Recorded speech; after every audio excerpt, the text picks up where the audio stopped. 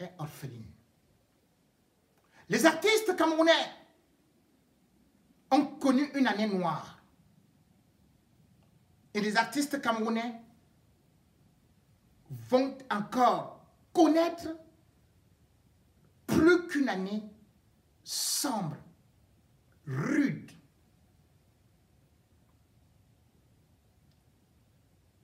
Vous vous rendez compte? Le Cameroun est l'un des rares pays au monde qui ne paie pas son droit d'auteur. Les droits d'auteur et les droits voisins du droit d'auteur aux artistes camerounais. L'État du Cameroun est celui qui n'organise ni festival ni rien. L'État du Cameroun est celui qui refuse que l'artiste vive de son art. Cette année, ou plutôt en décembre, les artistes camerounais attendaient d'avoir quelque chose, des droits d'auteur, comme on leur avait promis en début d'année. Mais Pierre Ismaël Bidumpat, alias Mini Pam Pam Shoga, l'oncle de Chantal Biya, a décidé de ne même pas donner un centime aux artistes camerounais. Le compte spécial, qu'on disait que c'était pour le soutien à la culture camerounaise, où Paul Biya se faisait passer pour le bon samaritain, disant qu'il allait mettre 1 milliard chaque année. Où est ce milliard? Les artistes camerounais ont passé une année avec des poches vides.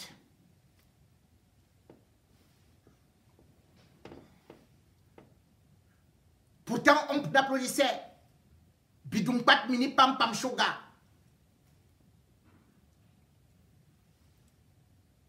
En janvier 2020, ce qu'ils appellent la SONACAM, la Société des droits d'auteur, a eu à faire des distributions ridicules. Après 2 ans de recouvrement, c'est-à-dire que 2 ans de dèche, sur 1416 artistes, ils sont venus, ils ont appelé les artistes. Ils ont dit, on vous donne d'abord un peu. On a donné à chaque artiste camerounais 25 000 francs CFA. 25 000 francs CFA. Alors que eux-mêmes, selon les lois gouvernementales, selon la loi camerounaise, le SMIC s'élève à 36 000 francs. Vous donnez à un artiste 25 000 francs pour toute une année. Même pas pour une année. Ils avaient déjà fait 2 ans sans rien. Et là, on continue sur la même lignée. Vous leur donnez 25 000 francs. Qu'est-ce qu'on peut manger? Est-ce qu'on peut louer une maison? Ah non, non.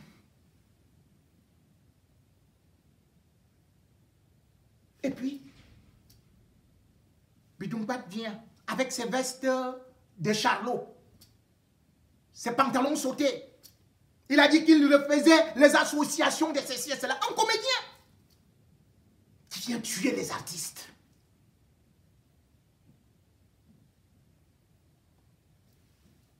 En Côte d'Ivoire, le ministre de la Culture, en décembre, en 2019, tapait déjà la poitrine que la Côte d'Ivoire allait s'occuper encore bien de ses artistes.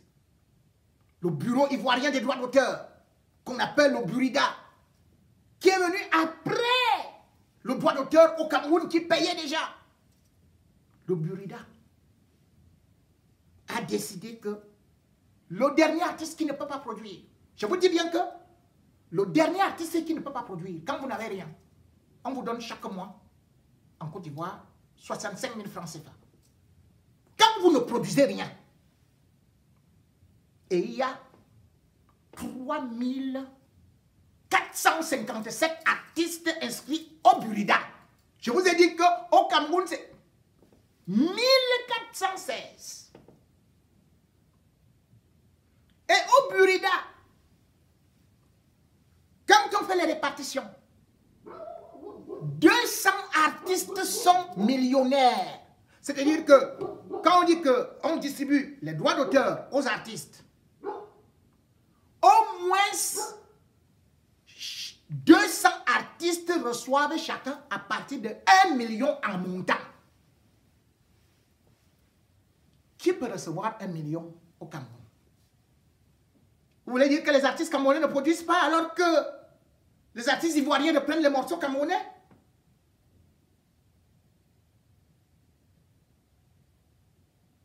Lorsque les artistes ivoiriens, au moins, trouvent même cet argent petit, de telle sorte qu'ils mettent même la pression sur le Burida, et le Burida a dit, cette année, ils vont récolter au moins 10 milliards pour redistribuer aux artistes. Au Cameroun, on vous promet, après 3 ans, on vient vous donner 25 000 francs. Que vous soyez les dépenses, que vous soyez Santan Thomas, que vous soyez André-Marie Tala, que vous soyez tout le monde. 25 000 francs CFA, c'est-à-dire moins de 50 €. Et vous voulez qu'on respecte les artistes camerounais à travers le monde? Pendant ce temps, Chantal Biya, Brenda Biya invite les Koffi Olomide, les Wizkid au palais, leur donne 70-75 millions de francs CFA. Regardez comment les fêtes d'année se sont passées. J'ai eu de la peine à dormir de toute la nuit en regardant comment est-ce que les artistes étrangers, français ou encore franco-ivoiriens sont considérés comme des dieux au Cameroun. Maître James, tous les artistes français qui ne peuvent pas se produire ici ont trouvé refuge au Cameroun, où ils se font du pognon. La France ayant décidé que ici, on ne peut pas actuellement organiser des spectacles, eh bien, ils sont partis ramasser de l'argent au Cameroun. Ils arrivent au Cameroun, ils obtiennent des spectacles, même au musée national, on organise pour eux. Et ils sont grassement rémunérés. Vous avez Maître James ici, Dadju là, vous avez de l'autre côté Singila, qui lui s'est carrément même installé au Cameroun. Oui. Puisque d'ailleurs, il était même le président de jury de Orangina. Ils se sont installés. Aujourd'hui, concert à Yaoundé, ou bien gala à Yaoundé. Demain, Douala. Après cela, là où l'autre bandit du Bir a créé un restaurant là, que je ne veux même pas citer, à Bastos. Ils vont là-bas. Pendant ce temps, vous avez des artistes camerounais, des jeunes, qui ne peuvent aller jouer que dans des petites fêtes de mariage. Et quand ils vont même dans ces fêtes de mariage, on cherche à les tuer. Tel que Dynastie le Tigre. Pourquoi Malox ne se plaindrait pas? Malox le vibreur. Lorsque on constate qu'on préfère faire appel à d'autres artistes qui ne sont pas aussi meilleurs, ne sont pas aussi talentueux que ça, l'essentiel c'est qu'ils soient étrangers, pour qu'ils soient invités dans les palais, pour qu'ils soient invités dans tous les grands restaurants, partout. Et quand les artistes camerounais sont affamés, réussissent à trouver un petit concert privé, c'est là où on actionne les extrémistes et Kambeti pour les menacer de mort. Dynastie le Tigre a été invité au mariage de la fille d'Adar Zonga. Il finit de prester. Dans la salle, il y a Maurice Kamto qui apprécie bien ses chansons. La musique n'a pas de frontières, la musique n'a pas de tribu. Et au-delà de ça, comme l'explique Dynastie de Tigre, c'est un père qui a défendu Bakassi pour le Cameroun. Il a été ministre au Cameroun. Il fait la fierté du Cameroun. Parce qu'il s'est filmé avec Maurice Kamto. Sa tête a été mise à prix. Dynastie le Tigre, selon une interview qu'il a accordée à Sud FM, dit qu'il a reçu au moins 400 menaces de mort. 400 menaces de mort sous prétexte qu'il a trahi les Ekambeti. C'est la même chose que j'avais vu ici à Paris.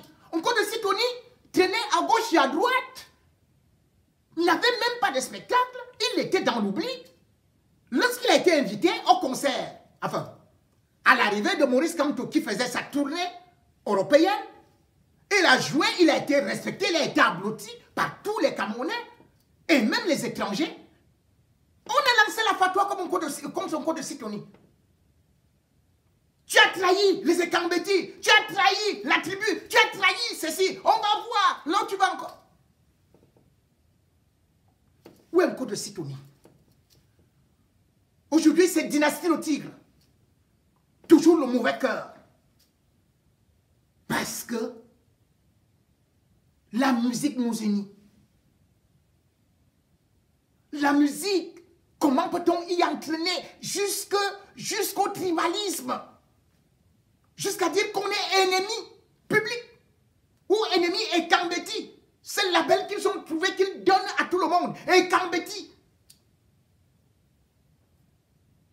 Il faut marcher comme ils veulent. Et pourtant,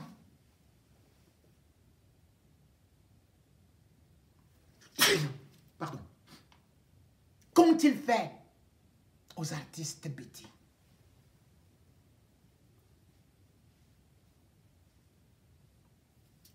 Les artistes Béti sont morts dans la haute pauvreté. Le 12 mai 2020, c'était Alois Javis, celui qui avait chanté Opérateur. Il est mort à quel âge? À peine 61 ans. Pourtant, il s'est installé en Nangai beaucoup. Pendant 19 ans, il jouait pour les Bétis.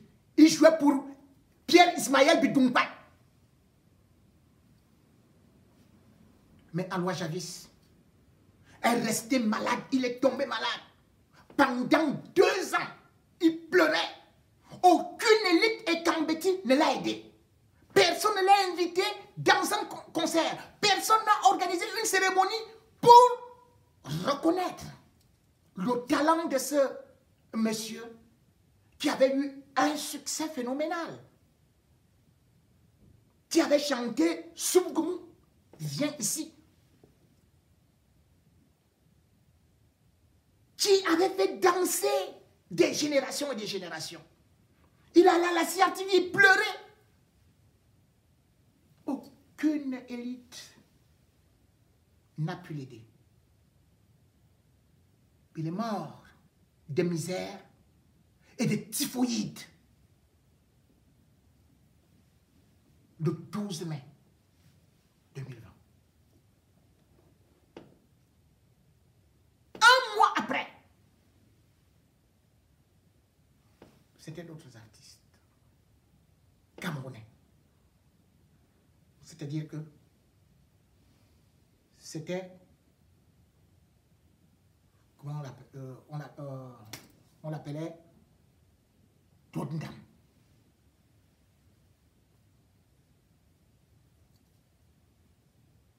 Claude Ndam est mort chez lui à la Cité Verte. Faute de médicaments, comme Alois Javis. chez lui à la Cité Verte. Claude Ndam était à peine né en 1965. Alors j'avais c'était né en 47.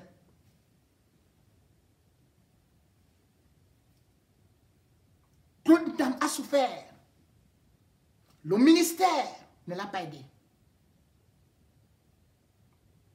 Ni que ce soit. 2 jours après, c'était un gars à la route. Maman Guéa. Toujours en 2020. Hein? Guéa à la route. On avait coupé ses 2 jambes à 3 mois d'intervalle. Elle était obligée d'aller jouer dans des petits cabarets parce qu'elle n'était pas aidée par l'État. Elle avait le diabète. Comme aussi Alois Javis qui a eu longtemps le diabète, puis la typhoïde qui l'a entraîné. Elle a couru partout, elle a pleuré. Mais qui l'a aidé? C'était se sont contentés à dire, oh, que tes frères t'aident là-bas et tu es tout. Ou tes sœurs. Mais je parlais tantôt, lorsque je vois des menaces de mort, qui sont distillées par certaines personnes, comme j'ai dit, dynastie le tigre. Voilà un jeune. Aujourd'hui, il n'aura pas été que sur, ou bien 13 dates qu'il avait. On a annulé 11. On annule 11. Voilà ce qu'on s'est fait. Hein? Voilà notre solidarité des Ekambeti. Tu es les nôtres. Aujourd'hui, on accuse Dynastie le tigre. Qu'a-t-on fait des icônes de la musique camerounaise qui sont mortes dans la pauvreté, dans la détresse, dans le dénuement le plus complet, qui va oublier que Anne-Marie Ndiaye est née dans la même région que Paul Biya, au sud. Anne-Marie Ndiaye était même l'aînée de Paul Biya d'1 an, parce qu'elle est née en 1932. Anne-Marie Ndiaye était devenue une célébrité. Elle a commencé à jouer, à se débrouiller en 1954. Est-ce un bêtis qui avait fait qu'il progresse? Non. C'est son talent. Et c'est un Français qui l'a découvert. C'était en 1958. On l'appelait Gilbert Bécaud. C'est lui qui amène l'orpheline Anne-Marie Ndiaye à Paris. Et elle va jouer à l'Olympia en 1958. Anne-Marie Ndiaye a connu un succès phénoménal. On l'appelait la Césaria Evora d'Afrique, du Cameroun, la voix d'or. Anne-Marie Ndiaye est arrivée au Cameroun. Qu'est-ce qu'on a fait d'elle? Que du mépris. Le régime Biya, avec tous les grands ministres là, ne l'ont pas aidée. Elle pleurait. Il a encore fallu que ce soit la France qui récupère Anne-Marie Ndiaye en 2008 pour lui décerner la Légion, la médaille de chevalier de la Légion d'honneur en France, hein? Pas dans son pays. Et pourtant, quand Biya arrive au pouvoir, Anne-Marie Ndiaye a sorti un morceau qui a été repris comme l'hymne de la liberté dans toute l'Afrique, voire le monde entier. Liberté, en 1984. Quand l'opposition a voulu aussi commencer à récupérer le morceau, Paul Biya a envoyé les ministres, soi-disant Ekambeti, toujours dans la manipulation. C'est là où il a commencé son tribalisme. Pour aller dire à Anne-Marie Ndiaye de dire que la chanson là c'est uniquement pour Paul Biya. Ce n'est pas pour l'opposition. C'est comme ça qu'on avait abandonné donc Anne-Marie Ndiaye. On ne pouvait plus la programmer dans les spectacles. Anne-Marie Ndiaye a commencé à pleurer, pleurer, pleurer, pleurer.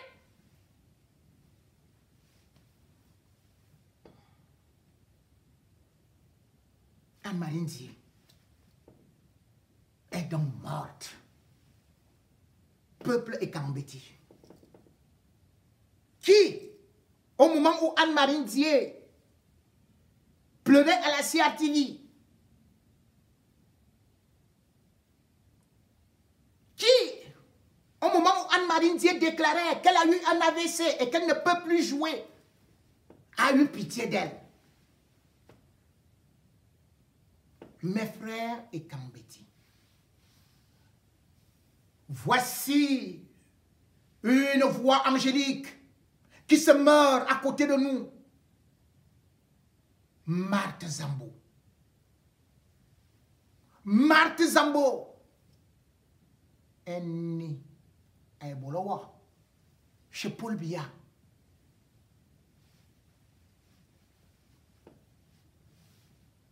Qui n'a pas vu Marthe Zambo pleurer à la CRTV, pleurer dans les réseaux sociaux, qu'elle ne parvient même pas à payer son loyer, qu'elle peut être expulsée. Son fils, le fils unique qu'elle avait,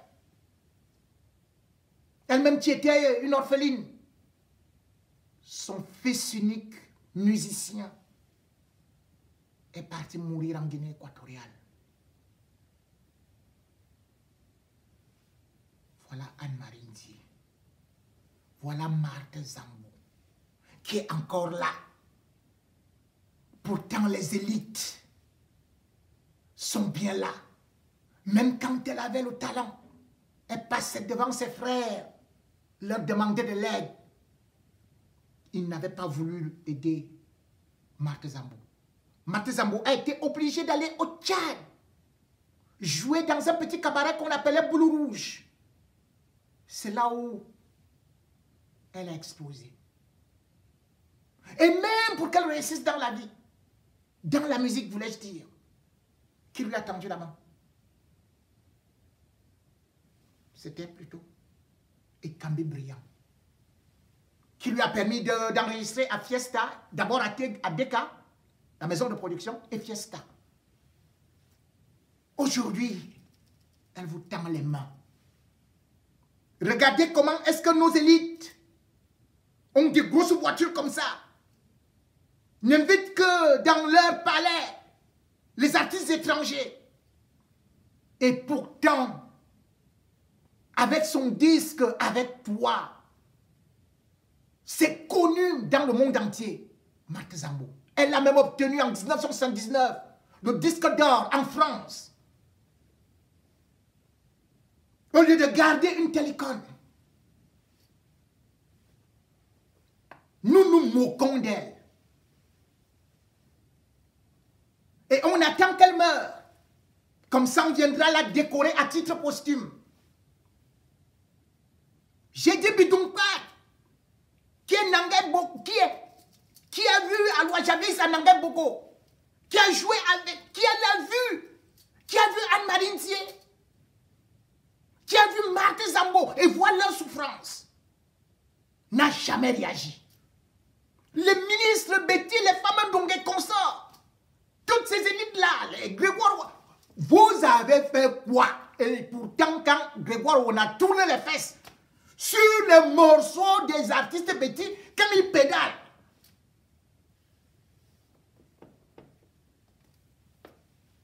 Mais c'est hallucinant.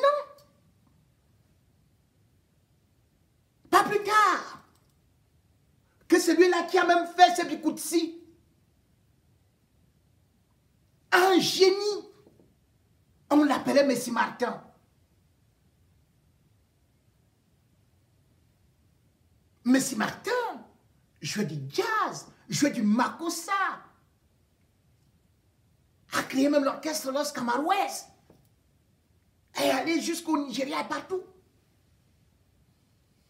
A connu un succès terrible et a fait la fierté du peuple et Kambeti. Mais Messi Martin, il est mort comme une souris dans une petite maison avec des mottes de terre et des planches moisies à Koundengui en 2010. Le seul qui avait encore essayé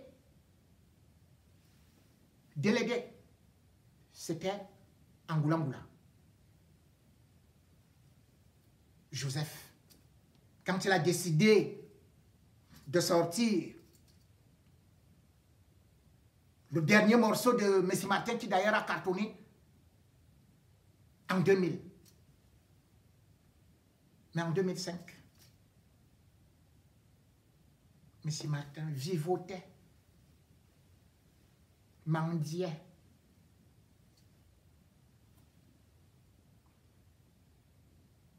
Et quand quelqu'un va donc prendre Messi, un artiste qui n'a pas de spectacle, un artiste petit, qui vient jouer, quand il est invité par Moses Kamto, ça devient un problème. Montrez-moi ce que vous avez organisé pour les artistes de Kambeti. Vous menacez Dynastie au Tigre de mort avec tout ce que Bitoumpat a déjà tué comme artiste. 2020, ça a été leur année noire. Pas de droit d'auteur. Au palais des Toudi, on va leur donner 500 000 quand ils sont même invités. Ou 300 000. Un pays qui ne respecte pas ses artistes ne respecte pas sa culture.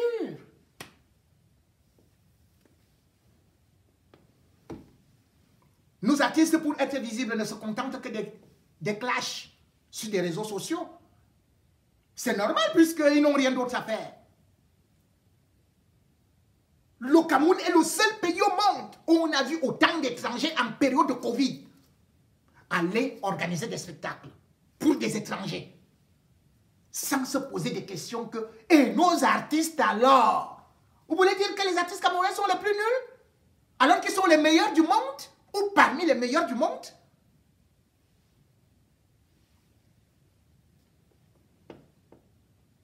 Nous autres, avec nos élites, on a ce problème quand on arrive, nos élites, que voler seuls.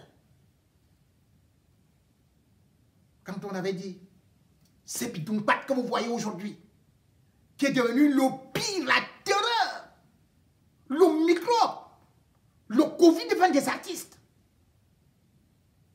Mais il avait commencé ça, sur ce qu'on appelait quoi, espoir ou quoi, acte 2000.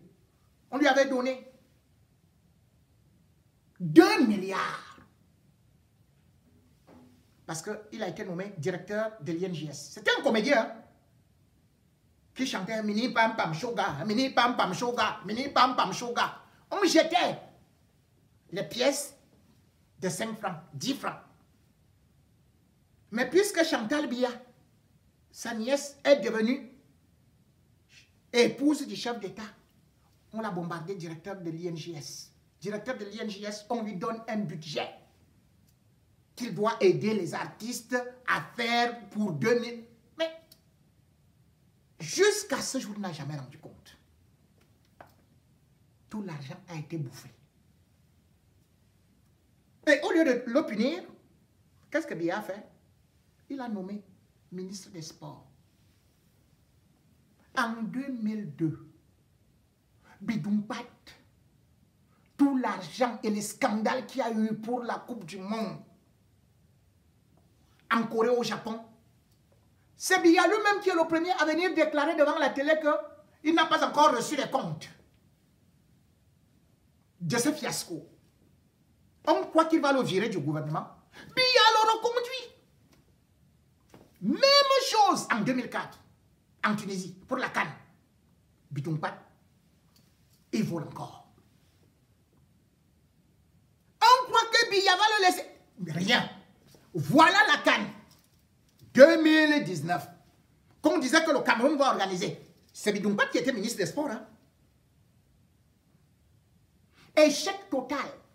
Lui qui venait dire que quand le chef de l'État parle, ce sont les ordres, ce sont les ordres. Quand le chef de l'État, je vous dis, quand c'est là.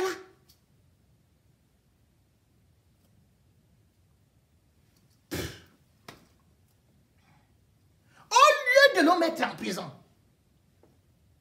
on a pris Bidumpat qui a volé, qui a détourné de l'argent avec les Ngongo, avec toute la bande là. On l'envoie au ministère de la Culture. Que repart là-bas?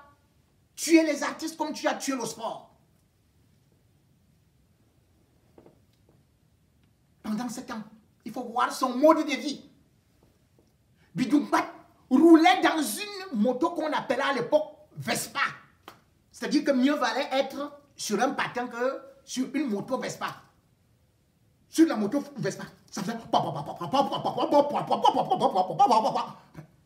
Pour connaître que Bidumpat arrivait. Tu pouvais même aller à pied et le dépasser. Mais lui, il était seulement content qu'il était aussi sur la moto Vespa. Mais aujourd'hui, il faut voir. Personne ne peut avoir comme ministre un tel palais. Comme la maison, le palais royal conçu par Bidumpat en face du lycée, je crois en Coleton. Il a acheté des hectares et des hectares de terrain en Korfoulou.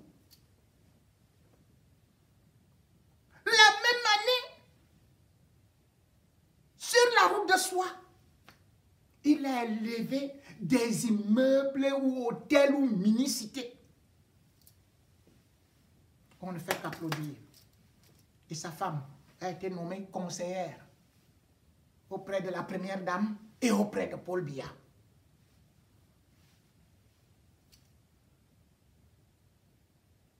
Les artistes camerounais ont été abandonnés à eux-mêmes. Les artistes camerounais sont tués par le régime Biya. Les artistes camerounais vivent dans la pire misère et ne peuvent plus chanter. Les artistes camerounais, c'est terminé. Et pourtant, s'ils ne peuvent pas chanter au Cameroun, où iront-ils chanter? Comme le dit un proverbe africain, chaque coq ne sait chanter que sur son fumier.